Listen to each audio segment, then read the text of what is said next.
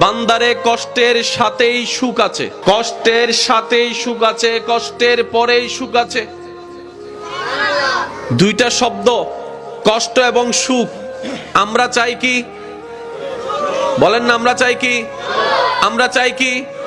আর সেই সুখ শব্দ ব্যবহার করেছেন আল্লাহ কিসের পরে? কষ্টের পরে। তো কষ্টের দরিয়া যদি ধৈর্য ধরে পার হতে না পারি, সুখের পারে তো পৌঁছানো সম্ভবপর নয়। ওই কষ্টের দরিয়ার মধ্যে সাঁতার কাটাটার মাঝখানের সময়টাই হচ্ছে ধৈর্যের সময়। বলেন সুবহানাল্লাহ।